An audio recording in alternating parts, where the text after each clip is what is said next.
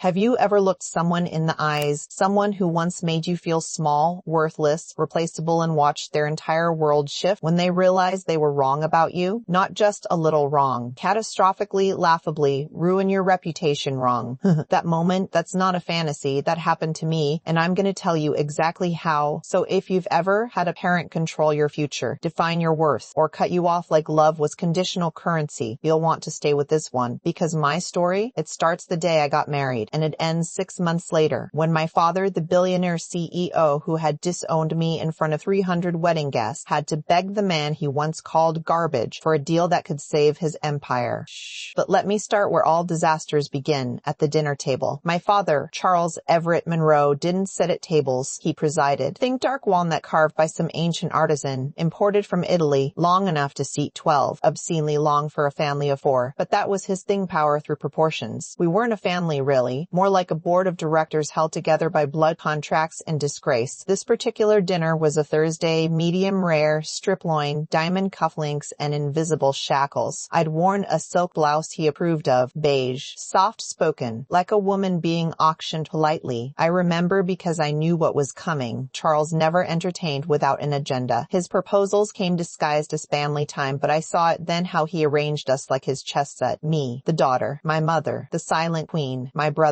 the golden heir, and opposite me, a name I already hated. Adrian Belmont, Charles said as he sliced in the conversation like his fillet. Here to the Belmont Group, his family's roots go back to European aristocracy. Stanford MBA, handles mergers like poetry. I've arranged a brunch this Sunday. You'll attend. I didn't speak right away. I didn't scream either, though my skin itched for rebellion. I placed my fork down neatly like a soldier laying down arms. I won't be attending actually, I said, trying to keep my voice level. I'm already seeing someone. His name is Eli. The room didn't fall quiet. It shattered. Like glass in slow motion. Click. My mother's wine glass on the table. Shift. My brother looked up slowly, intrigued, always entertained by my defiance. But my father? My father just leaned back in his chair, temple pulsing like the start of a storm. Ellie, he repeated. Ellie what? As if the last name determined the legitimacy of the love. I met his gaze across that fortress of oak. James Eli Harper. He owns his own business, auto repair. That final word hit like profanity in our world. My brother suppressed a laugh. My mother inhaled sharply. And Charles? He didn't flinch, but something in his eyes went sharp, surgical. A mechanic, he said, with the same tone he used when firing executives. You're dating a mechanic. I'm marrying one, I said, and as the words left my mouth, I knew there would be no turning back. He didn't raise his voice. My father didn't need volume. Power lived in his silence. He simply placed his knife on the table and looked at me like I was a cracked investment portfolio. You're marrying him, he said, and what exactly do you imagine that gives you? Freedom, I whispered. He stood, slow and towering, like a skyscraper waking up. No daughter of mine will destroy everything I've built because of an under-the-hood fantasy. He turned to my mother, who looked at her lap like it held the key to escape. You knew? She shook her head but didn't speak. My father looked back at me. End it, now, or don't bother coming to this house again. I didn't say anything. I just rose. I'd never felt taller. Taking pause. My wedding was 2 months later. It wasn't at some chateau or private estate booked a year in advance. It was at a converted warehouse in Brooklyn. Exposed brick, string lights, mismatched chairs. It smelled like rain and warm bread and possibility. Our guest list was 43. 43 friends who didn't care about names or net worth. And when Eli stood across from me in his navy suit with his oil-stained hands freshly scrubbed and trembling ever so slightly during his vows, I knew every choice I'd made was the right one. He said nothing grandiose, just, I don't know what they see when they look at me, but you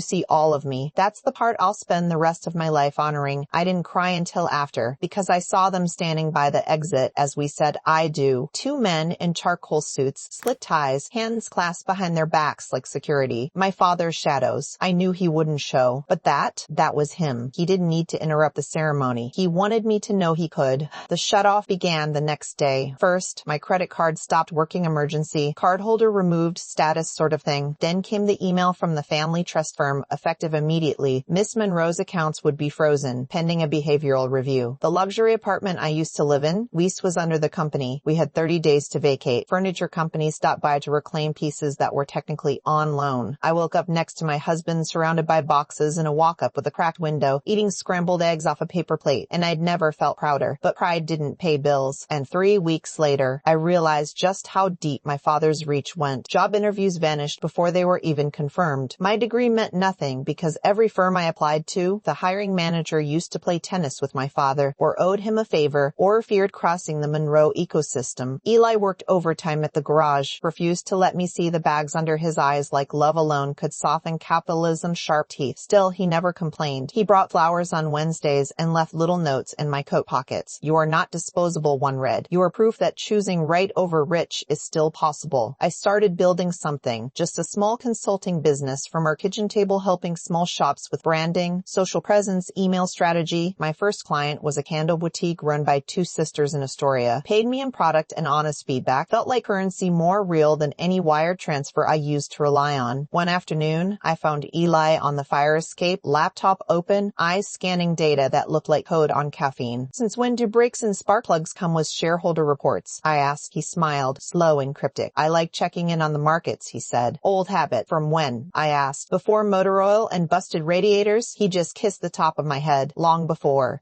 The thing about living without a safety net is you start flying differently, slower, closer to the ground, but still wings form. One client leads to two. Two becomes six. I was building, with bare hands, unmatched grit, and Eli's quiet, relentless love beside me. I thought that would be my story. Until 6 months later, I got a call from my father. I didn't answer it first. Let it ring out. Let it speak in missed calls and unread voicemails. But the third time he called, he left a message. 5 words. Just 5. "I need to speak. Urgently." I didn't return his call. Not right away. I let those 5 words sit heavy on my phone screen, like a ghost refusing to be ignored. My husband saw the caller ID, his brow tensing just slightly, like a reflex. "You okay?" he asked from across the kitchen where he was making coffee, pouring hot water through a metal filter with the same quiet focus he brought to everything. I didn't answer. I walked outside instead, bundled in a thrifted sweater, sat on the stoop, listened to the city breathe, and stared down at the phone like it might whisper its intentions to me. My father didn't do urgent, at least not unless it involved something that endangered his control. It had been exactly 194 days since I walked away from the Monroe Empire, since I stopped being Charles Everett Monroe's compliant, polished daughter and became just May, just me. In those 194 days, I'd lost 30 pounds in stress and gained 10 back in resilience. I'd learned that love tastes better in a tiny apartment with creaky floors than in a marble penthouse with 3 wine refrigerators. I'd also learned how deep power could reach when it was wielded like a weapon, not earned with intention. When my father said urgent, I knew something had gone wrong, and I wasn't sure if I should be worried or proud.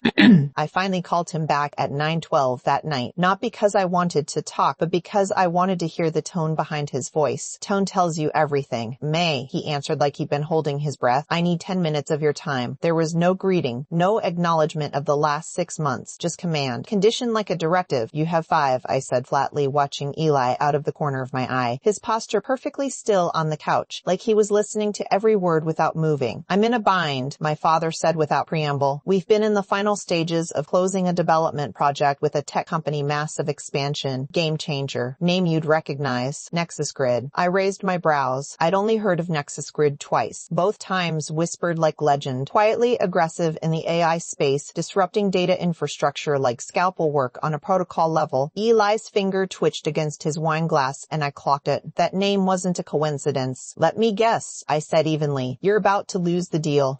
He paused for half a second, just long enough to confirm it. "They've gone radio silent, and I've just been informed they've contracted a private consulting firm to vet our offer, and that someone on their advisory board, a personal contact of the founder, blocked the final vote." I let him speak, slowly pouring my own glass of wine, letting the silence simmer until I asked, "And you're telling me this because—" He didn't want to say it. He didn't want to say it. I could actually hear the tension in his spine through the phone. "Their founder, James Harper, is apparently your husband." Boom. There it was. I exhaled. "So you knew his name." "Swear you pretended it was Eli." "I had someone run him 6 months ago, and the files came back clean. Just garage ownership, modest returns, basic tax record history. But when Nexus Grid rejected our offer and Harper's name came up as a personal obstacle, I ran a deep dive." "And what did you find?" I asked. My father made a sound I had never heard. A soft exhale, a silent surrender. "He's one of the hidden co-founders. He kept his name off the company paperwork, but he's referenced in technical patents, early architecture builds. His name is buried in the source archives. He walks with power behind the curtain. He's influential." Influential. That was all he said, and I realized that was the harshest compliment my father knew how to give. "So let me get this straight," I said slowly, swirling my wine. "You cut me off, publicly publicly humiliated me, froze my accounts, blacklisted my job prospects, and now you want me to, what? Set up a meeting? Asked my husband to save you. I want to offer him a deal, my father said, voice tight, and I need you to deliver it on my behalf. Am I a courier now? I asked, because last time I checked, you disowned me in front of 300 people and told every connection we shared that I was dead to you.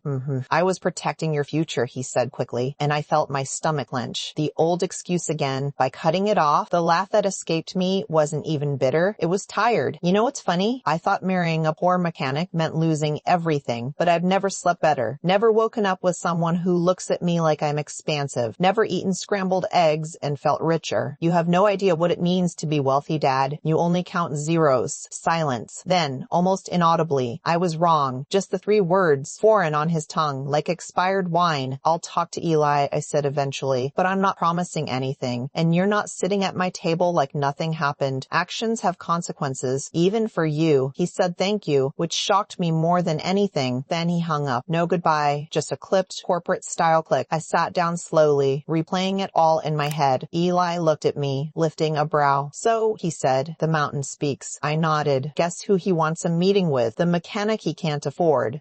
We didn't rush to respond. Eli drafted a message himself, short and polite. He copied the Nexus board for formality, but spoke with the kind of ice that only people with quiet power know how to use. Mr. Monroe, it began, your offer is noted. We'll respond through formal channels. Until then, please respect our time. Short, effective, deadly. That message leaked 2 days later. Someone in Monroe Holdings with loose lips dropped it anonymously to a financial blog that loved tech drama. The headline, CEO Charles Monroe snubbed by grease monkey turned tech titan son-in-law. And just like that, the fire spread. Half the city's business elite were talking about it. Blogs speculated about the failed Nexus partnership. Charles's name trended next to words like embarrassed and irrelevant. My inbox filled with former friends, suddenly curious about brunch, and I didn't reply to a single one. But the real twist hadn't happened yet, because 3 days after that, Eli was invited to give a keynote presentation for the Vanguard Emerging Tech Ciela, the one my father helped fund every year. The one he hosted in the grand hall of his own luxury hotel downtown. And guess who was seated in the second row, a seat he probably arranged months ago before the fallout? Charles Everett Monroe, warlord of optics, beacon of old money, fortress of legacy, sitting right where he would have to watch my husband, the man he discarded like trash, stand under his chandeliers and command the room he thought he owned. The night of the gala, New York City gleamed like it had something to prove, the skyline stitched in gold against a storm-colored sky. The venue was all marble and intimidation, a towering monument to excess, built by men like my father for nights just like this, where power wasn't spoken, it was worn like armor. Ely and I arrived together, our hand holding something deliberate, defiant, and soft all at once. He wore the same navy suit from our wedding, freshly tailored, but untouched by logos or pretense. I wore a black velvet gown, sleek and severe, the kind of dress that didn't scream for attention but demanded respect nonetheless. As we stepped through the arched entryway, flanked by security and paparazzi flashes, something strange happened. People turned, not in dismissal, not in curiosity, but in recognition. A ripple moved through the crowd like the collective inhale before something important. Turns out the story had traveled far and fast. They all knew who we were now. The billionaire's daughter who threw it all away for a mechanic, and the husband who turned out to be a tech king hiding in flannel. As we made our way through to the ballroom, the lighting softened into gold, orchestras rising and falling like the breath of old money, and I spotted him, my father, standing near the massive fireplace beneath the Renaissance oil painting of conquest, drink in hand, posture iron stiff. Our eyes met across the floor, and for the first time in my life, he was the one who looked uncertain. Not me, not the daughter. He was the one adjusting his footing like he couldn't find balance, and I didn't look away. I didn't need to. I wasn't here for his approval anymore. I was here as a woman who had built something from the ashes of his rejection. The room paused when Eli stepped up to the podium. No fanfare, no video montage, just presence. He looked out over a sea of sharp suits and sharper egos, adjusted the mic, and said in that steady, sincere voice of his, 6 years ago today, I stood in a burned-down garage trying to decide if I should rebuild it or leave the tools behind and walk away. That moment taught me something. Great things don't always begin with vision. Sometimes they begin with smoke, with loss, with dirt under your nails, and a decision that says, I'm not done yet. The pause that followed was laced with electricity. You could feel something happening in that space, not performance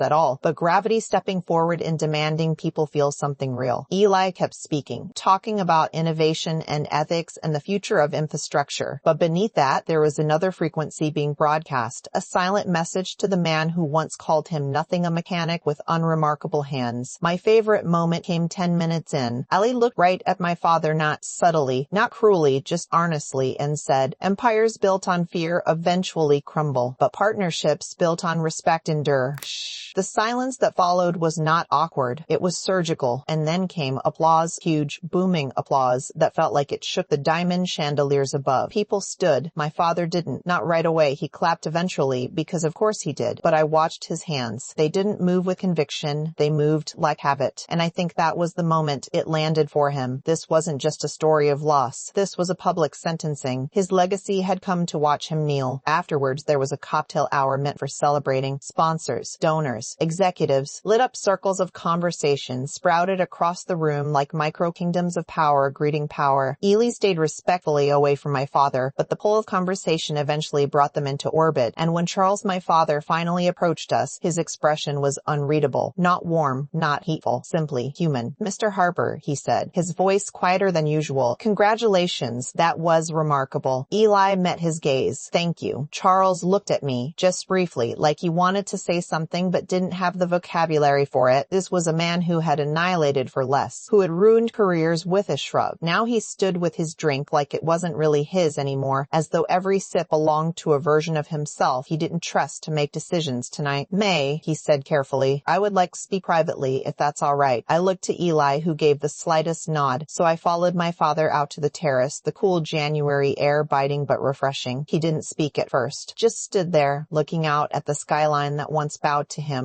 "When you were little," he began, "you used to run around the garden in your school uniform, chasing shadows, laughing at nothing. I remember thinking you had no idea what was waiting for you, no idea how the world worked, and if I didn't prepare you, it would eat you alive. And so you decided to become the monster first," I said quietly. He rubbed his temples. "I really thought I was protecting you." "No," I said, stepping beside him. "You were controlling me. There's a difference." Another long pause, then something broke through. Not an apology, not an epiphany, but the first glimpse of regret I'd ever seen crack that CEO mask. "I was wrong, May." My heart twitched. "I know." He reached into his coat pocket and pulled out a folded piece of paper, monogrammed, heavy stock, formal as hell. He handed it to me. "This is a revised offer, partnership with Eli. Equal stake, favorable splits, hands off your company, no strings, meant for leverage." I didn't even read it, just folded it and handed it back. "You'll have to speak to the man directly. He's got his own walls now." My father hesitated. "Do you think he'll listen?" "Depends," I said. "Will you speak to him like a father begging for redemption, or a desperate man who ruined his best shot out of pride?" He looked away again, blinking like something stung behind his eyes. That was enough. I didn't need him to crawl. I just needed him to feel it, that pain of realizing you lost the daughter who once worshipped your world, and now stood on her own ground. We returned inside, and Eli was already mid-conversation with the very Nexus executives my father had struggled for weeks to lock down. One of them, a sharp-suited woman named Carmela Dre, winked at me as we passed. "You're the wife, huh?" she said. "Smart man, your husband. Picked real instead of royalty." I found Eli's hand and held it like it was oxygen, and across the room my father sat down slowly in a chair too large, looking smaller than I'd ever seen him. And still, I didn't gloat. I just let the night do what it does best, teach lessons no amount of money can outrun. Not long after that night, the wind began to shift in ways we hadn't expected. Not in our relationship, we were solid, but in the world around us. The ones who had watched from their balconies and boardrooms, the ones who once whispered judgments behind champagne flutes at galas they thought we'd never attend again. Those people had questions now, murmurs about legacy versus lineage, about whether money was still enough in a world that had started paying attention to character. I'd been invited to speak at an entrepreneur roundtable at NYU, not by a corporation, but by a professor who said his students had been dissecting our story like a case study in personal branding and ethical rebellion. Funny how rejection becomes curriculum when power changes hands. The event was modest students in hoodies, lattes instead of cocktails, but it had gravity, more than any beachfront investment summit or charity banquet ever could. I stood on a modest platform with my notes shaking slightly in my hand, not from fear, but from the sudden awareness that maybe I wasn't just telling our story for catharsis anymore. Maybe the story was helping people untangle themselves from the systems they'd been been born into. I began with a question, the same one that looped in my mind every time I felt tempted to look back. Who are you when no title, no checkbook, and no last name can save you? They leaned in, every student wide-eyed and disillusioned and desperate to know if it was survivable, this thing we keep calling reinvention. You don't stop being someone because your zip code changes, I told them. You just get the chance to become someone new, someone you choose. Afterward, students came up to me like I was some kind of battle-worn map to their future. One girl, maybe 19, red backpack, eyes bright with questions she didn't know how to phrase, asked if I ever regretted it, walking away from all the security my father's name gave me. I thought about it for a moment, really thought, and said, I regret nothing except how long I waited to leave. Eli stood at the back of the room the entire time. He didn't clap louder than anyone else, didn't act as if our story belonged to him as much as it did to me. But when I stepped down, he waited until we were completely out of sight to pull me into a hallway kiss, my temple, and whisper, you're not just the daughter who walked away. You're the woman who taught everyone else they could. That night we got home late, the city humming beneath the balcony of our new place. Still modest, still filled with secondhand things and first-rate joy, but with just enough space to grow. It had taken 6 months from launch day, but our company was turning solid profits. Enough to hire 3 new team members, enough to raise salaries, enough to finally look my old imposter syndrome in the eye and say, you don't live here anymore. Then came the news. It was a headline first. Monroe Holdens, Rush Tuffle, new leadership imminent. Buried in the report was a single line that told me everything I needed to know. Charles Everett Monroe will be stepping down as acting CEO by end of quarter due to shareholder votes and strategic restructuring.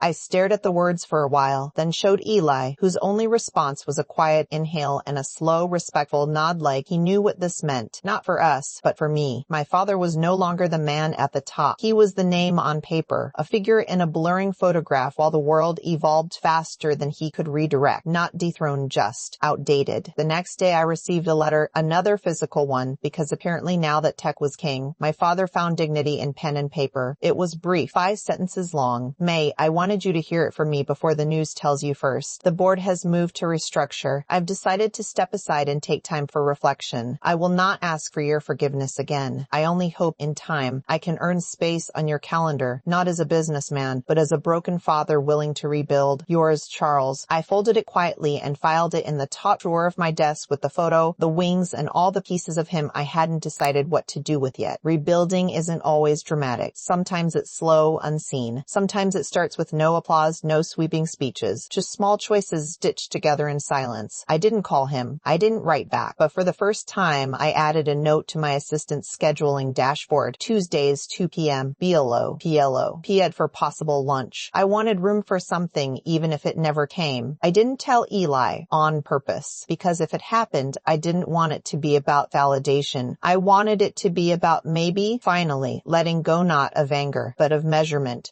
2 weeks later, I saw him, not because he reached out, not because I arranged it, just by chance. A bookstore in Tribeca. Of all places, he didn't see me first. He was browsing the business section, of course, still in a blazer, though softer somehow, rumpled slightly at the edges, older, not in age, in spirit. I stood there frozen for a second, unsure what to do. Part of me wanted to walk away, preserve the distance, but something in me, probably the same part that still kept his photo in that drawer, decided to approach. He looked up just as I came within a few steps. For a moment he did nothing. Then his mouth parted, ever so slightly, like he was afraid to speak and afraid not to. May, he said. My name, not Monroe, just May. Hi, Dad, I replied. Just that. No drama. No theater. He smiled quietly and nodded toward the shelf. I was just looking for something new. Thought maybe it was time I started reading stories I don't already know the ending to. I smiled back. That's usually where the good ones are. A pause. No script. No agenda. Just 2 people, down off the podium, and face to face in the real world, where stories aren't transactions, they're bridges. Go ahead, I said gently. Pick a book. Maybe I'll read it too. And somehow that was enough. It was funny afterward how quiet the world became. Not silent, just subdued, like life had shifted out of crisis mode and into something calmer, more observant, less frantic. The drama had finally played out, the big reversal already archived on 1,000 blogs and whispered in 1,000 conference rooms. But that wasn't the part that stayed with me. It was the quiet that followed. There's something sacred in that stillness, in waking up and realizing you're not waiting for the next bomb to drop, not bracing for rejection or watching doors slam in your face behind glass smiles. Ellie and I spend our mornings differently now. No more coffee over stress planning or tightly wound phone conversations about how much we owed or what balance we were trying to strike between career and survival. Now we woke up slow. We made real breakfasts. We opened the windows even when it was cold just to let the air touch our faces. We lit incense on Sunday afternoons and argued about which bookshelf still looked crooked. It was life, unstyled, uncurated, ours, and it felt remarkable. My father didn't disappear either. He didn't bounce back with a vengeance or spiral into obscurity like some aging tycoon trying to claw his way to relevance. No, he started showing up in small ways, first liking the company's posts online, sending signed copies of books to the office with short notes clipped inside about perspective and resilience. Once a delivery arrived at our Brooklyn apartment, a wooden box tied with a brown velvet ribbon containing a vintage bottle of my grandmother's favorite perfume, the smell of which could launch me straight back to childhood when I still believed the world was kind as long as she was around. The note was only 2 words. She'd understand. I cried, not loudly, not even visibly, just a tear or two, sliding silent as ghosts down my face while Eli held me from behind and said nothing, because sometimes words are too much and presence is enough. Business kept growing. By the end of Q3, we closed a contract with a sustainable fashion brand that had caught wind of our story through a podcast interview I did on a whim. The founder said she didn't even know the full extent of my past until halfway through onboarding. She just liked how grounded we were, how the team actually answered emails like people instead of robots quoting policies. That comment stayed with me more than any praise about strategy or metrics. They liked us because we were kind. In my old life, kindness was a marginalized asset, something secondary to results, something you added in the footnotes after you hit your quarterly goals and collected your bonuses. Now it was front and center. Culture ran our company just as much as ambition. I hired people not just for their resumes, but for the way they made clients feel human again.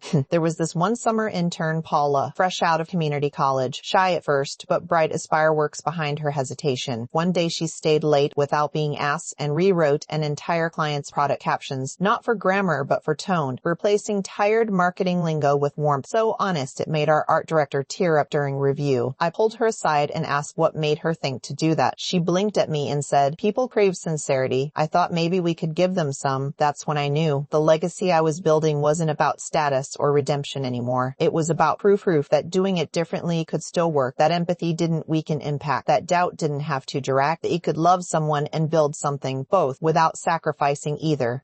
6 months after my father stepped down, I got another letter. No envelope this time, just slid beneath our office door, like he knew walking in would be too much too soon. It was longer than his usual ones. There was a story inside about a deal he lost back in his 30s, something no one ever knew, how he gambled too hard on a risky commercial development and ended up covering a $30 million shortfall himself just to save face. How no one knew, because silence was how he carried shame. He said he saw the same look in my eyes when I walked out of his boardroom at 28. "You kept your losses private too," he wrote, "but you turned yours into freedom. I turned mine into fear." He ended the letter with a single line that damn near leveled me. "You were always braver than I knew how to be." That night, I laid awake staring at the ceiling, hand laced with Eli's as he slept, breathing slow and solid beside me. I thought about that little girl in the photo, arms out skyward, and I wondered if maybe everything that shattered when I chose love over legacy, that precise rupture, was the very thing that set me free, because my father had built a kingdom for the powerful, but I had built a home for the honest. And in the end, only one of those could hold the kind of love that wouldn't collapse under pressure. It wasn't perfect. Nothing ever was. My mother still struggled with the tangled knot of appearances and emotion. My brother had taken over a portion of Monroe Holdings and was still too deep in it to see daylight, dating models who'd forgotten how to spell sincerity. Occasionally, his name popped up in news alerts next to shallow quotes and stock fluctuations, but I smiled when I saw them, not in spite, but in knowing, because I'd walked that path and turned around. One Wednesday, late summer, I stopped by the diner alone. Eli was out of town. I needed air and something greasy and disgusting and real. The same seat we'd met my father in weeks ago happened to be open again. I sat, ordered coffee, checked my email, and there it was, a subject line I almost didn't believe. Monroe Holdings' new venture, co-led by Harper Group and THP Creative. I stared, blinking, trying to process what the hell I was reading. Attached was a press release draft, NDA, voided, written by the new comms director. The document revealed a partnership I hadn't even known was finalized. Ellie had closed it while I was asleep one night and left it as a surprise. My name stood at the top alongside his as co-partners, not as Monroe's daughter, as May Harper, the woman woman who walked away and wrote her own damn chapter. I paid for the coffee and walked out before the waitress could ask if I wanted anything with it. I stood on the sidewalk, sun in my eyes, inbox stinging again, and I just whispered, quiet enough to keep it mine, "Grandma, I think we made it." The news spread faster than I expected, not just to business outlets or LinkedIn threads, but everywhere, like wildfire laced in disbelief. Articles popped up under headlines like "The Heiress Who Refused Her Throne," "From Broken Dynasty to Billion-Dollar Collaboration," and the one that made me laugh out loud while standing alone in a Whole Foods aisle. "She married the mechanic, turns out he was the shark."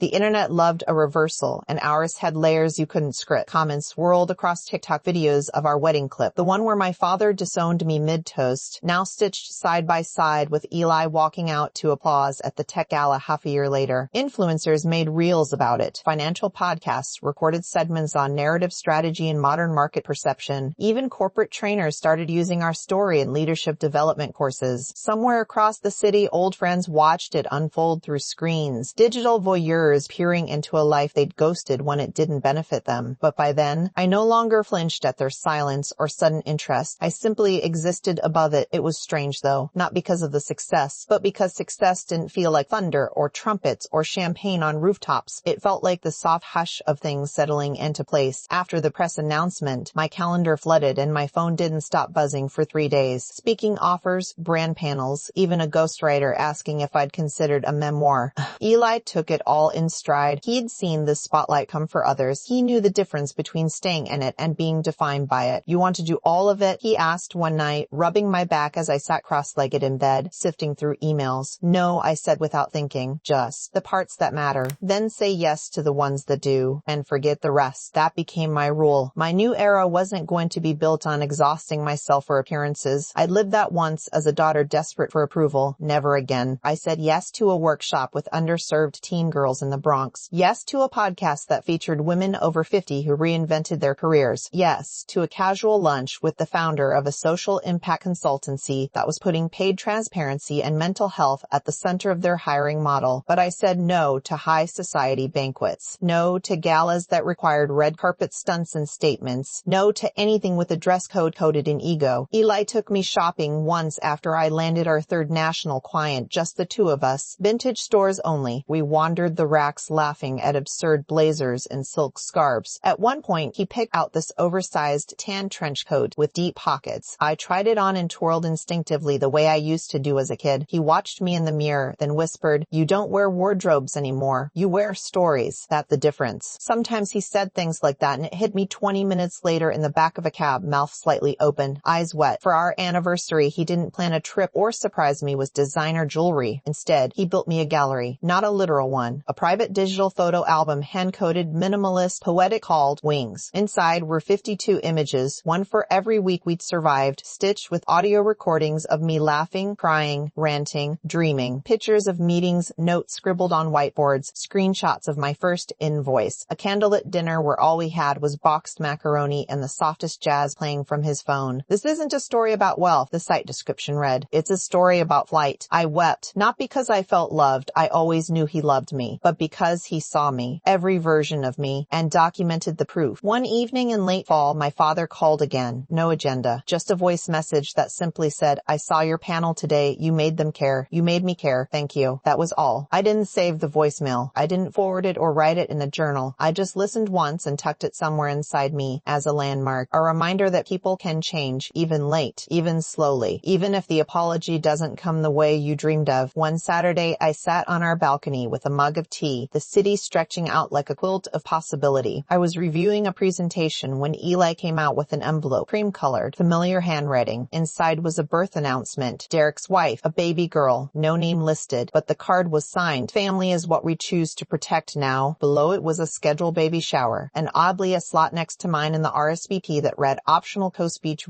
May, if willing." I stared at it for a long time, not because I wasn't ready, but because I was. Fully, somewhere, somehow, amid the lawsuits and lockout and silent dinners and dread reputations, my family had stopped trying to reshape me and started trying to repair themselves. I showed up at that shower like an exiled queen, walking back in not to reclaim a throne, but to forgive a kingdom. Derek hugged me awkwardly. His wife cried. My mother made a joke that didn't land, but she brought me my favorite pastries, remembered somehow after all these years. And when my father arrived, he didn't give a speech. He simply looked at me from across that small garden, blinking against the sun, and tipped his head like a man making peace with his place in the story. When they handed me the microphone, I didn't preach. I didn't lecture. I spoke to the baby, sleeping with her hands curled like little questions, and I said, "May you never be measured by the empires you're born into, but by the worlds you choose to build." They clapped. Someone sniffled, and I felt it in my bones. This wasn't an ending. It was the space between chapters, the breath you take before returning with intention to write something braver than before. The Monday after the shower, something shifted in me, not a dramatic revelation or some emotional crescendo, but a grounded kind of certainty, the kind that arrives quietly, like the morning light before you open your eyes. For the first time in a long time, I realized I wasn't checking over my shoulder anymore. I wasn't waiting for anyone, my family, the media, the ghosts of my past to validate, applaud, or recognize where I'd landed. The noise was still out there. Sure, the occasional headline, the low-level speculation from society circles, still trying to make sense of how Eli the mechanic had outplayed the old guard with nothing but logic, timing, and restraint. But inside my chest roared something sharp and cold, a sleepy kiss. That morning, Eli found me barefoot in the kitchen dancing to some forgotten Diana Ross track, and without asking questions, he joined me, hands at my waist, cheek pressed to mine, spinning slowly in front of the stove while our oatmeal cooled beside us.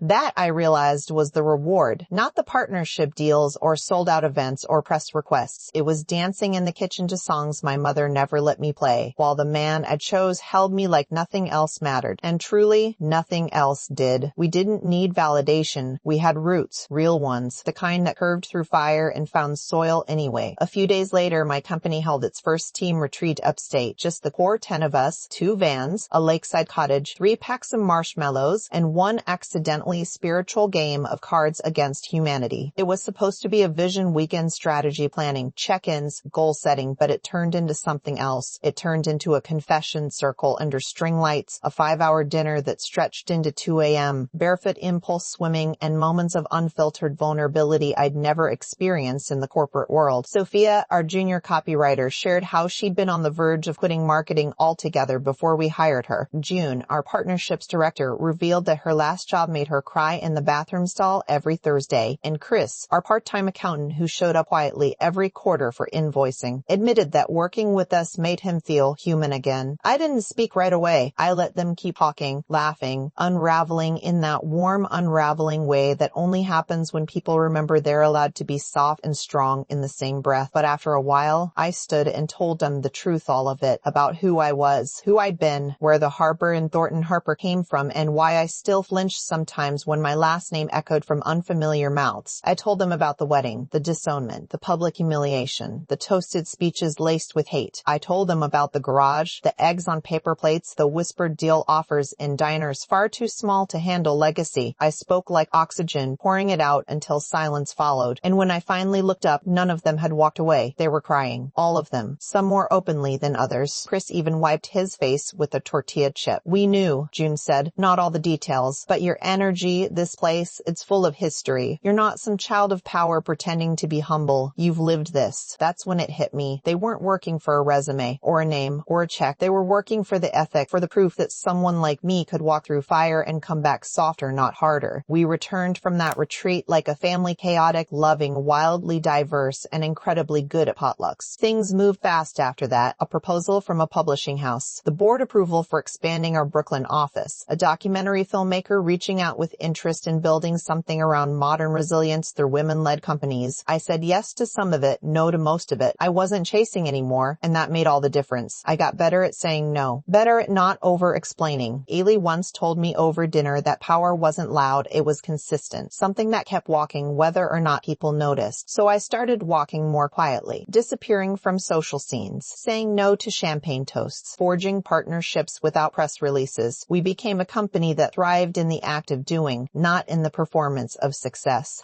Every now and then, though, something would jolt me sideways, like when I got a LinkedIn message from Adrian Belmont, the man my father tried to pair me with before Eli. He'd apparently read an interview of mine where I talked about choosing love over lineage. His message was short but strange. "Your path looks full. It suits you. I hope mine finds similar conviction." That was it. No sleaze, no pitch. Just a stranger with regrets he hadn't learned how to map yet. I didn't reply. Didn't even think much of it, but it sat there like like a reminder of the fork in the road I'd barely seen at the time. I could have had that life polished, protected, performed, but I would have been a ghost inside it. Just another wife at a table she didn't set. Instead, I had this, an agency that helped people touch their dreams. A man who memorized the way I scrunch my nose when I brainstorm, a father learning how to rebuild with no blueprint, and enough silence between milestones that I could actually breathe. Maybe that's all I ever wanted, not to be celebrated for breaking molds, but to stop suffocating inside them. One morning it rained, the soft silver kind of rain you only notice when you're quiet enough to listen. Eli and I were curled on the couch, working with laptops half open, blanket thrown across our laps. Out of nowhere, he looked at me and said, "You know, you rewrote a lineage." I blinked. What? Most people inherit power or escape it, he explained, voice low. You didn't do either. You took it apart and built something new on top of the ruins. That settled in me like scripture, because he was right. I didn't flee power. I confronted it, and then I turned it into something mine, kind, purposeful, rooted, real, something you could hand down without guilt, something gentle enough to rest in a child's hands. It was long after that conversation, maybe 2-3 weeks, that I received an invitation I hadn't expected, not because of who sent it, but because of who signed it. Monroe Holdings was celebrating its 50th anniversary, a black tie gala scheduled for late spring, hosted at the same glass and marble tower where I'd once been paraded as the darling daughter of the empire. Back when the word legacy clung to me like perfume I didn't choose to wear. The card was thick, engraved, elegant in the way powerful rooms signaled themselves without ever having to speak, but it was the handwriting tucked beneath the RSVP envelope that made my heart knock twice against my ribs. A note, 5 words. Come only if it's time.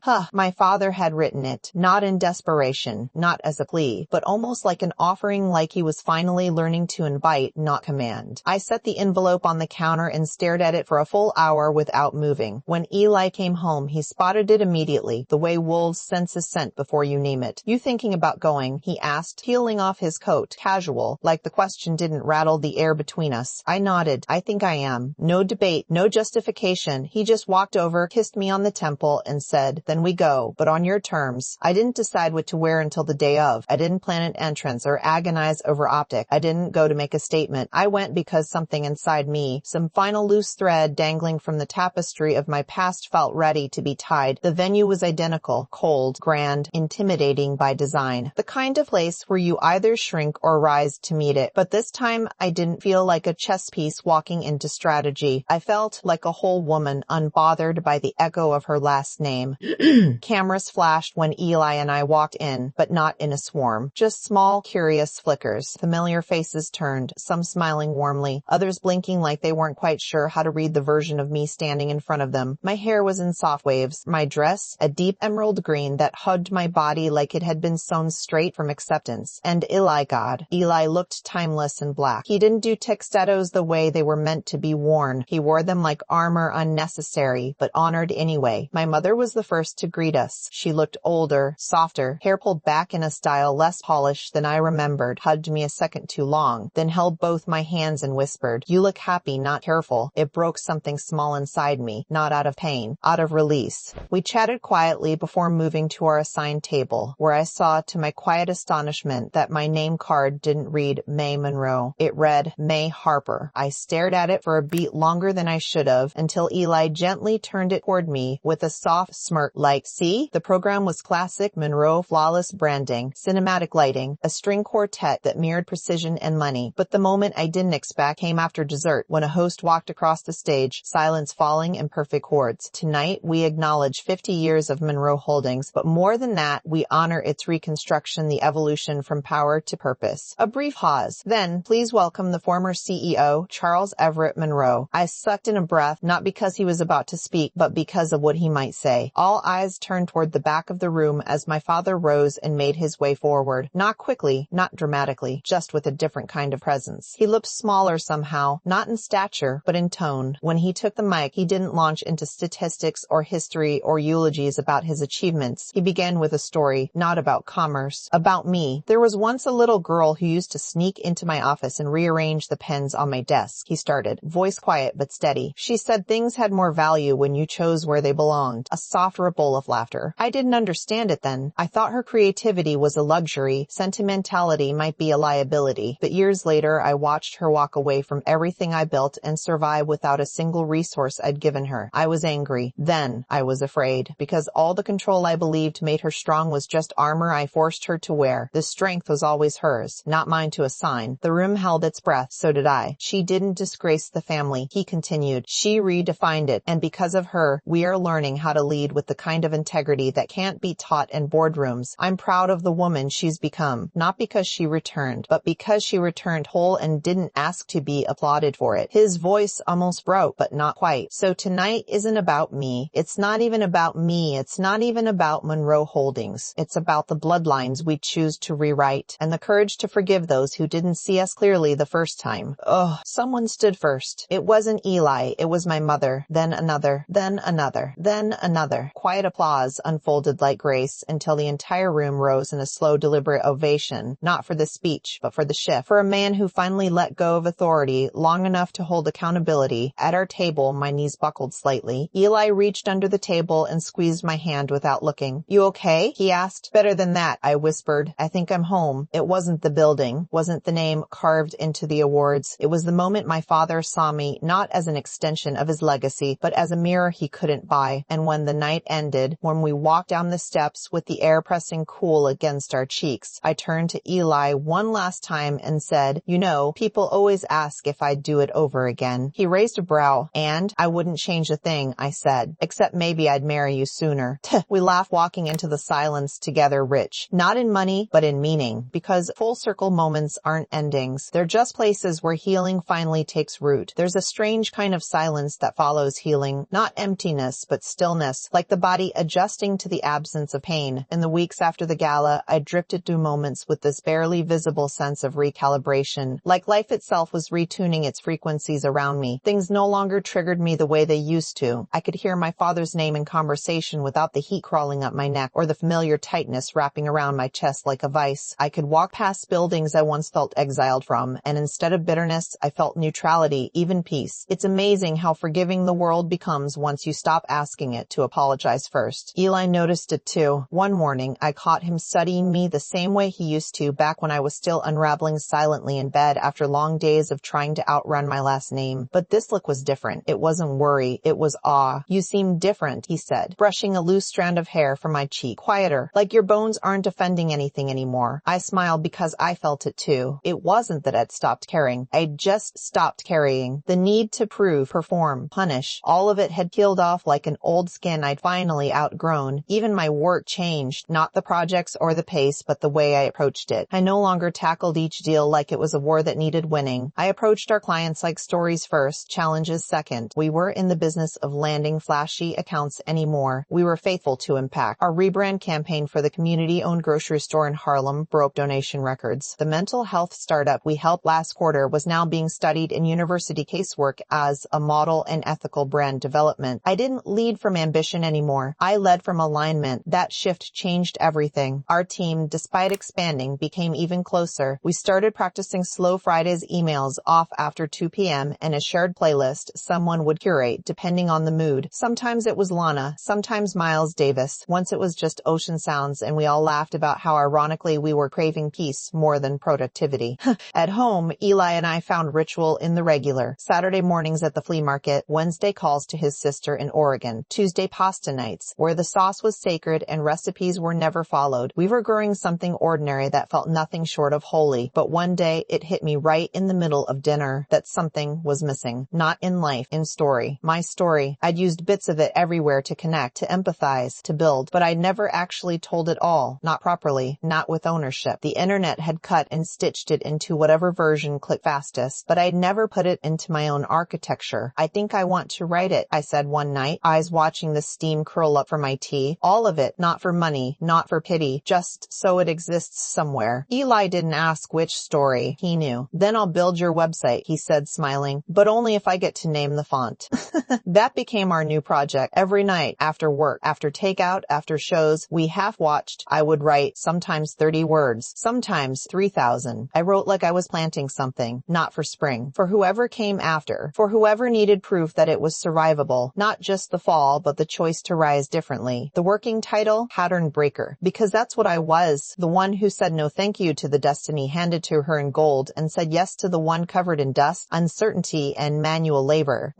One day, while editing Chapter 8, the section about the wedding and the cutoff, I received a message through the site's contact form. No name, just a subject line. I was her once. The message read, I walked away too. My father wasn't famous, but he was louder than God. For years, I told myself it was easier to keep my head down, to marry the safe man, to make peace with being half known. But then I read your story, and I realized that choosing differently didn't make me a disappointment. It made me free. Thank you for giving the rest of us permission. I sobbed, not the pretty kind. The ugly, shoulder-shaking, quiet desperation kind. Because I knew she wasn't alone. There were hundreds, maybe thousands of women just like her, just like me, raised in quiet dynasties of expectation, wearing dresses stitched with performance, taught to love men who wore power like it was purpose. And if even one of them was brave enough to choose herself more fully because she saw someone else do it and survive, wasn't that everything? Eli didn't ask what the message said when he walked in and saw me crying. He just knelt in front of me, rested his forehead against mine, and whispered, see, you're changing lives by being exactly who you are. I wanted to press pause on time, just freeze right there in his arms, bathed in truth, surrounded by everything I once thought I'd lost, just to realize I'd actually been making room. Ugh, what they don't tell you when you're born into privilege is that the cost of keeping it often includes yourself. We don't inherit money, we inherit cycles, and some of us break them. Some of us lose everything we were taught to protect so we can protect ourselves instead. I don't remember the day I stopped feeling guilty. I just remember the quiet, the soft flick of internal freedom, the realization that I didn't have to be the daughter he raised. I could be the woman I was becoming. And nothing, no gala, no trust fund, no frozen account, no disapproving relative or headline could take that away from me now. Fall came quietly that year, not with the dramatic crash of cold, but with a steady reassurance of change. The kind that doesn't arrive to announce itself, but to remind you that even the most vibrant things must surrender and begin again. The trees outside our apartment turned burnt orange like eternal postcards, and life slowed in the way you only understand when you're no longer pushing against it. There was a softness inside me now, one that didn't exist the year before, not when I was still bracing for every conversation with my family, for every news article that might weaponize my name, every step outside that reminded me of what I left behind. Now, peace didn't feel like a luxury, it felt like a birthright. And yet, one afternoon, amid all that stillness, my phone rang, and I saw my father's name flash across the screen, not with dread, not with hope, just curiosity. We hadn't talked since the gala, not because anything was wrong, but because everything had been allowed space to breathe, space we both knew was necessary. I picked up, "Hi, Dad." His voice was gentler than I remember it ever being on a business line. "Do you have a moment?" I told him I did. "There's something I want you to see," he said, "if you're up for it." I didn't ask what it was. I just said yes. The next day we drove out. Ellie came too, of course, to a property on the edge of the Hudson. When we pulled up, I almost didn't understand what I was looking at. It used to be an old research campus, sprawling and forgotten by time. But now the beginnings of something new stood there. Steel beams rising from the earth like beginnings. Quiet men in hard hats, foundation marked with chalk that looked like design more than development. "What is this?" I asked, stepping out, the air crisp enough to sting. My father stood beside me, looking at that space the way men look at something they didn't expect to feel proud of. A center for innovation, sustainability, accessible tech, and people with ideas bigger than their titles. He looked at me then, really looked at me. "But it's yours, if you want it." I blinked. "What?" "I bought this property 3 years ago. Thought I'd build another legacy project. But now," he breathed in the wind, "I want to build something with someone who knows better." I stayed still. I let the moment exist. Then I asked the one question I needed answered. "Why now?" My father didn't flinch. "Because letting go of the empire made room for evolution, and because you did what I couldn't. You walked away and built without bitterness. That's leadership, May. That's what I want written after my name." That might have been the first time he said mine without attaching it to his. We toured the site. He showed me the plans, not with blueprints, but with vision, describing ideas I hadn't known he still dreamed about, and I realized this was his version of apology, of erasure undone, not through words, but through action. Later that week, I stood there again, alone, barefoot on that raw ground, and I pressed my palms into the soil with my eyes closed and whispered, "We bury control, we plant collaboration." Eli took a photo from a distance, and I didn't even know he had until he sent it to me later with a caption that just said, "You and your omen." That became the cornerstone image of the campaign. The Harper Center for Applied Innovation, named not after me, but after an idea. That worth isn't lateral, it's layered. That innovation without empathy is just elegant decay.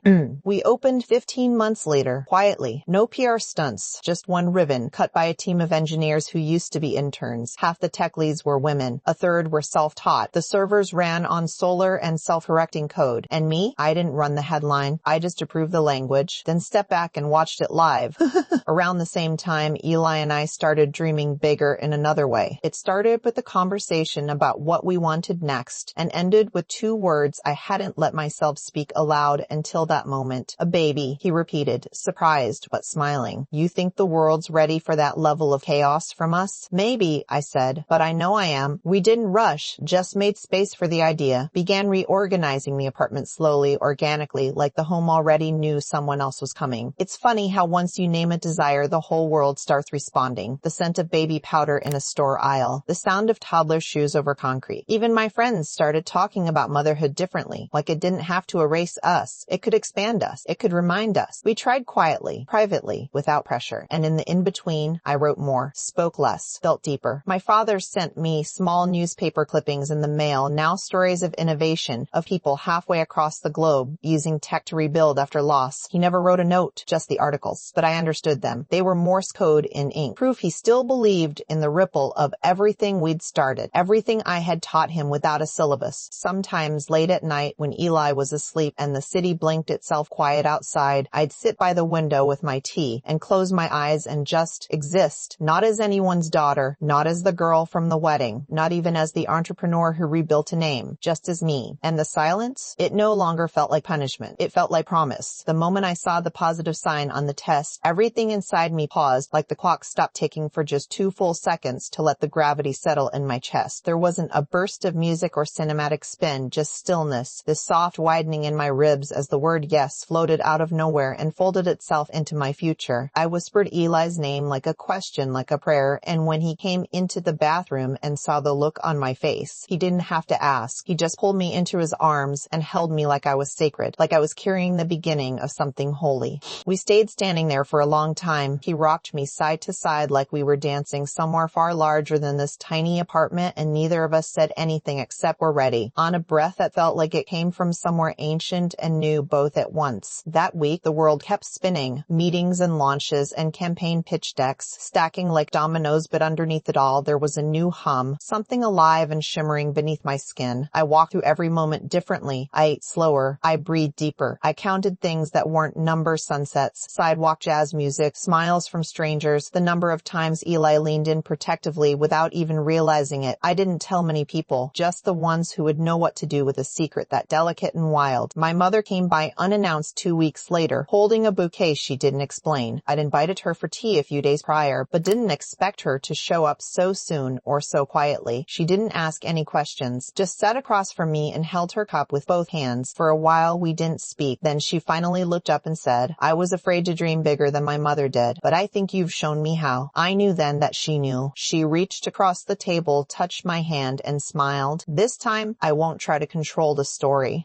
I didn't cry. I just nodded like that moment would become another cornerstone, another seed planted so late it nearly missed spring, but bloomed anyway. My father found out weeks later, not from me, not from gossip, but from Eli, who called him after one of our late night planning sessions and simply said, you deserve to know. You have a grandchild on the way. My father didn't ask if he was allowed to be present yet. He just left a voicemail that said, thank you for including me, even when I failed to include you. A week later, a box came in the mail. Inside were 6 books, engineering toys for toddlers, a solar-powered musical nightlight, a journal labeled Dear Grandchild, and a note on parchment that read, let me build something with them, even if it's just memories. The baby already had more emotional intelligence in their orbit than I ever did growing up, and maybe that was the real victory, the ripple forward. We didn't pause the company, we didn't cancel launches or shut down opportunities, but we let ourselves rest more deeply. My board was excited, a baby born from a company born from ashes. It was poetic and practical, the kind of thing brand narratives are obsessed with, but I didn't want our child to be someone's marketing story. I wanted them to be their own kind of wild. And Eli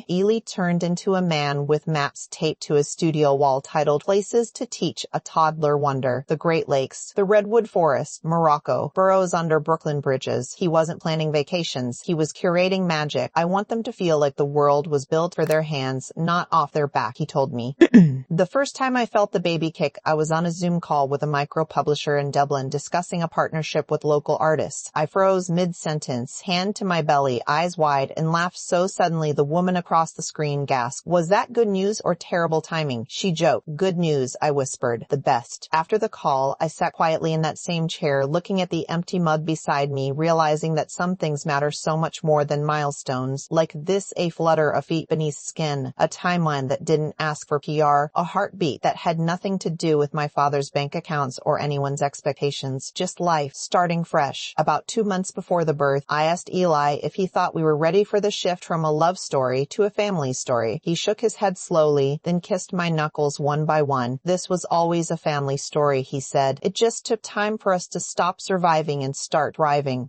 Every part of that rang true, from mechanic to mogul, from exiled daughter to whole woman, from legacy to seed. The story wasn't about wealth denied or reclaimed. It wasn't about revenge or redemption. It was about reinvention with love as the architect, not money, not titles, not shame. And now we were writing the most important chapter yet. We didn't host a gender reveal, didn't name the kid before their spirit entered the room. We just watched the moon rise every night and whispered old stories into the darkness like invitations. Come to us whole, come curious, come loved. We're ready to meet you. Some nights I would lie awake, feeling the rhythm of Eli's breath behind me and the tiny kicks beneath my ribs, and I'd smile into the pillow, remembering who I once was, the silent girl at a 12-seat table trying to earn worth through agreement. And I would whisper back to the version of me who hadn't flown yet, we made it. You don't have to fold yourself anymore. You don't have to earn air with obedience. We were rewriting everything, line by line. The night our child was born, time stretched and collapsed around itself like waves folding back into the ocean. The hours didn't make sense. Clocks faded into walls, and all that existed was breath and pain and waiting and breath again. It had started slowly, gentle contractions like taps on the shoulder, reminders to pay attention, and evolved, as all sacred things do, into something that took every ounce of me and gave back something immeasurable. Eli was with me the whole time, of course, eyes locked on mine like an anchor tossed right into the center of the storm. He whispered words I barely heard but somehow clung to like they held structure. Grounding, faith. I remember his hand squeezed around mine and the nurse telling me to breathe, and my own mind rushing through every version of me that had ever existed, from the little girl who measured her worth and approval to the woman, now summoning life with nothing but willpower and spine. I screamed through it, not out of fear, but because every scream purged a decade of expectation from my lungs. And when it ended, when the softest, loudest sound filled the room, I collapsed into a silence I had never known before. The kind of silence that only follows a threshold. The kind you don't survive, you transform through it. They placed the baby on my chest, fresh and red-faced and blinking like the world was a question. I kept waiting for the tears, the sobbing swirl of emotion movies always promised, but what I felt instead was stillness, not numbness, just still, warm, electrified calm. My child looked up at me like they knew me already. That was the first miracle. The second was Eli, his face wet, his shoulders shaking, not from fear or tension, but reverence. We did it, he whispered, forehead to mine, to the baby's. You both are everything. We didn't announce anything for 2 days. We sat in the hospital quietly, wrapped in skin-to-skin moments, light filling the room and fractured gold through the blinds, while city noise blurred in the distance. The world kept asking for names, for pictures, for posts, but we stayed in our cocoon, just the three of us, watching love multiply in silence. When we finally told my parents, it was gentle. They came to see us at home, knocking softly, not barging in, not this time. My mother brought 2 blankets she had knit herself. My father didn't bring gifts or legacy promises. He just looked at the baby for a long time, then at me, and whispered, "They're more than I deserve to hold." I let him hold them anyway, because forgiveness doesn't always speak through words. It speaks through the letting in. Weeks passed like dream sequences, feeding rhythms, naps curled like commas between sentences of growth, nights lit by lullabies we hummed on instinct. Eli proved again and again that the man I married was built for fatherhood in ways that could never be taught. He was patient but firm, silly without needing to impress, strong in the quietest ways. When he held our child, the whole room slowed. When he sang, the walls listened. And when I cracked because I did, he caught every piece. One night, when I hadn't slept in almost 2 days and was crying over spilled milk, literally and metaphorically, he pulled me into bed unshowered, exhausted, and said, "This moment won't define you, but how you hold yourself through it will."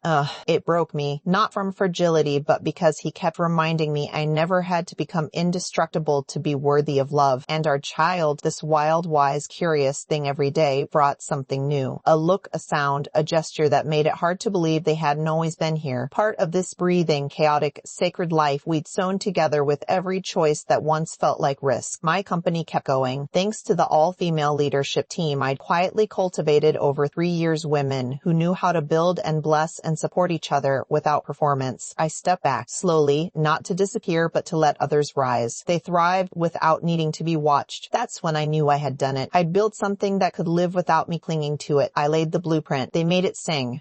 One afternoon, while the baby napped on my chest and the sun laid a golden trail across the room, I received a letter, not an email, a real one, from one of our original clients, the woman who'd run the candle company in Astoria that paid me in candles when I couldn't afford groceries. She had sold the business successfully, moved to Bali. In the letter she wrote, "None of it would have happened if you hadn't believed in me before I looked like a good bet. You taught me that being seen isn't a privilege, it's a right." I cried again, quietly, softly, because every ripple had found somewhere to land. I dreamed now a little differently, not bigger, just sharper. I dreamed of raising a child who didn't shake under expectations, who asked questions before accepting doctrine, who built kindness into their foundation instead of desperation. One night, while rocking them back to sleep, I whispered into their little ear, "You are not a reflection of me. You are your own sun, but I will always be your sky." And somewhere below us, the city kept breathing, unaware of the quiet revolutions happening in rooms with no spotlight, just love, persistence, and the legacy of rewoven names. We celebrated the baby's first birthday with a backyard picnic and a guest list so intentional it held more clarity than any ballroom party I'd ever hosted in my past life. No strategic connections, no names dragged in by obligation, just the souls who showed up when things were messy, not glamorous. Our friends brought food they made with their hands. No caterers, no fanfare. Colored blankets sprawled across the grass in mismatched patterns. Floral plates that didn't match. Sticky fingers and bursting laughter, and the kind of joy that doesn't ask to be posed for photos. My father was there, sitting quietly beside my mother, who held the baby like time owed her another chance. They didn't try to control anything. They watched, participated, passed the fruit bowl. My father even helped carry trays back to the kitchen, sleeves rolled, humility laced into everything unspoken. I caught him watching Eli hold the baby during sunset, the light catching the quiet pride etched into his face. When our eyes met, he didn't say anything, but he tapped his chest once, then gave me a small nod, and it said more than any speech ever could. I had changed. We all had. But none of it came fast. It had come through fire, friction, near abandonment, and finally, the choice to rebuild with no roadmap. The video from that birthday barely captured the real magic. Random moments stitched together, Ellie receiving mashed strawberries to the face, our baby trying to eat dirt, someone starting a spontaneous group dance to a Bluetooth speaker playing Fleetwood Mac. It wasn't branded, it wasn't designed, and yet it was everything. Days later, I watched a rough cut of a documentary. A young filmmaker was editing about modern legacy. I wasn't the subject, but my story had inspired the central narrative, and I'd agreed to be interviewed. They used none of my gala footage, none of the big press moments. Instead, there was a sequence of me walking with the baby strapped to my chest through a Brooklyn market, buying flowers, saying thank you to the farmers. Background narration played over that simple moment. Sometimes revolution looks like empire, and sometimes it looks like waking up and choosing softness over strategy. I never imagined power could look like that, like handing your child a sunflower and letting them destroy it joyfully in your arms. But here we were. I released the book quietly. No tour, no big campaign, just a social post that read Pattern Breaker, a story of love, loss, legacy, and the truth that saved me. We sold over 80,000 copies in 8 weeks, not because I begged for visibility, but because people were starving for the roadmap no one gave us, the roadmap for what happens after the cutoff, after the disownment, after the rejection, after the fall. They needed proof that it wasn't the end, that you could still find wholeness without a safety net, and I gave it to them. One vulnerable, aching, sacred sentence at a time. One reader sent a message that gutted me. I read this 6 days after leaving the man my family arranged for me. I had to sleep in my car for 3 nights. I was terrified. And then I found your story, and I knew I wasn't crazy. I was just choosing peace over inheritance. I don't remember how long I sat in silence that night. I just know that Eli held me for so long the clock changed hours. Healing is strange like that. Sometimes it's solitary. Sometimes it's solitary. Sometimes it's collective. Sometimes it moves forward, then back, then sideways, but it moves. It always moves. The baby, now a toddler, started building towers out of cereal boxes and art supplies. One night, while visiting the Harper Center for a staff celebration, they climbed onto the main stage with chubby fists full of marker caps and declared, "Mama's house." The The entire room laughed, some cried, and in that moment the irony drenched me. Because the girl who'd once been disowned at her wedding, called disgraceful, dramatic, disposable, was now watching her child reclaim space in the very domain that power once tried to keep from her. Full circle moments are rarely loud. They breathe softly into your chest and rest there. The building wasn't mine anymore, not just. It belonged to the community, to the students running tech literacy programs, to the single moms teaching code while balancing toddlers of their own, to the ex-coalition kids who now ran solar energy startups out of conference rooms named after poets, not donors, to the women I trusted more than any boardroom, and to my child, my soft, silly, fearless child who would grow up never asking if love had to be earned.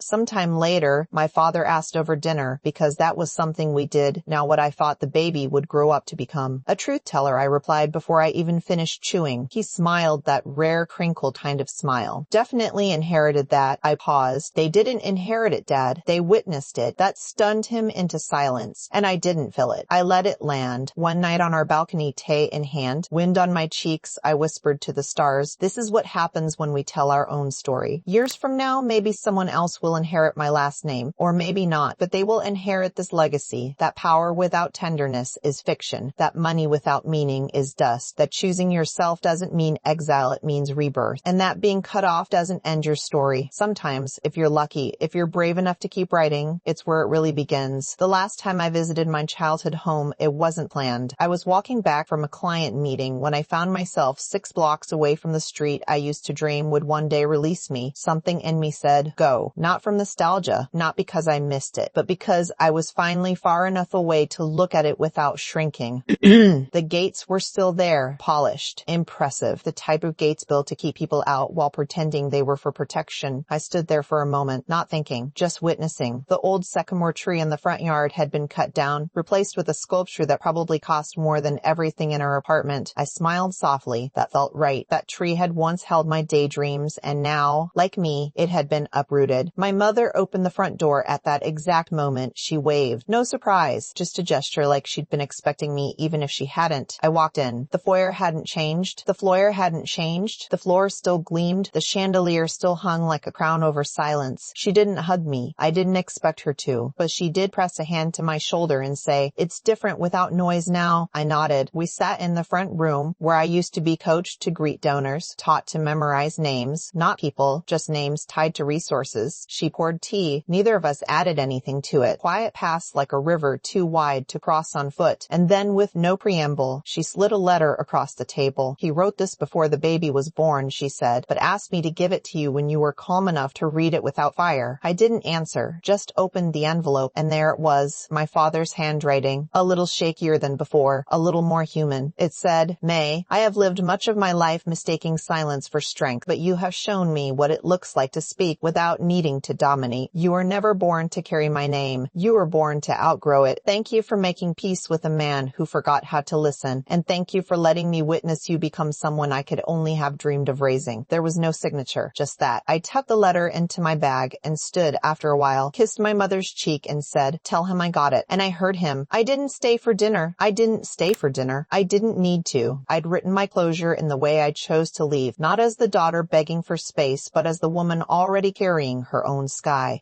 When I got home, Eli was in the kitchen with the baby strapped to his hip, one hand stirring pasta, the other keeping the toddler from grabbing ladles off the counter. I paused in the doorway and just breathed. This was mine, this moment, this future, built from pieces no one wanted, welded together with intention and love. Eli looked up and smiled like he always had, like I was everything even before I knew how to be anything. Good day, he asked. Better, I said. I made peace with my past. He leaned in, kissed my forehead. And it didn't steal your present? Not even a little. Later that night, after the baby was bathed and asleep, after the lights were dimmed and the city wrapped itself around us like the last chapter of a long song, I sat down at my desk and opened the blank document again. Not to sell, not to please, but because stories like mine don't end after the applause fades. They breathe, they evolve, they create room for others to begin. I typed the words slowly, deliberately, like a mantra. Once I was cut off, and somehow in the silence that followed, I found everything I was never allowed to name.